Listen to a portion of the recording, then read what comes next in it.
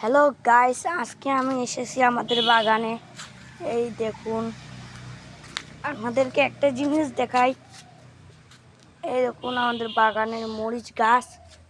কত মরিচ! এগুলো ছোট ছোট মরিচ হইতে পারে, কিন্তু এগুলার ঝাল খুব। সবাই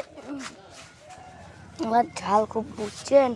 আর এই যে এগুলো দেখতে পাচ্ছেন, এগুলো অবস্থা কেউ কবেন না যে ভাই যে তোমার এত খারাপ অবস্থা বাগানের।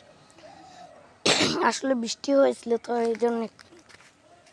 তারপর এই যে পাশে আমাদের লেবু গাছ, এই যে এখানে অনেক বড় বড় লেবু ধরে। এই যে আমাদের লিচু গাছ, আর ওই পাশে আছে আরো গাছ, এই যে পেয়ারা গাছ।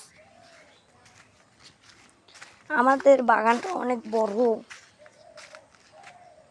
আমাদের বাগানে মানে বৃষ্টি হয়েছিল আর অনেক করা হয়েছিল, গাছের ঠাল কাটা হয়েছিল, এই জন্য খারাপ অবস্থা।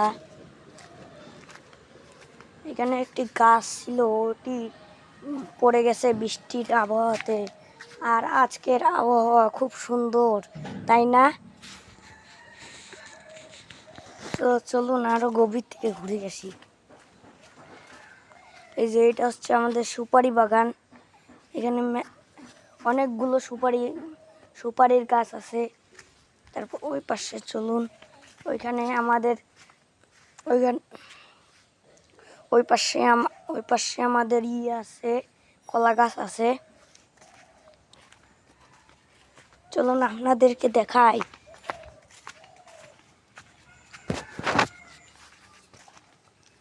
ও যে ওইখানে কলা গাছ আছে।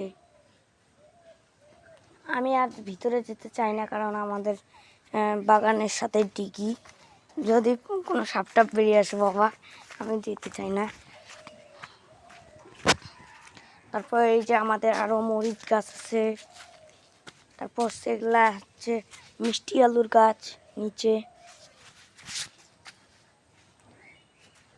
তারপর আমাদের এই যে এখানে আতা গাছ, একটি আতা গাছ। তারপর আরো মরিচের গাছ আছে। আসলে এই সময় করে আমাদের মরিচের গাছে খুব মরিচ ধরে, বুঝছেন বন্ধুরা?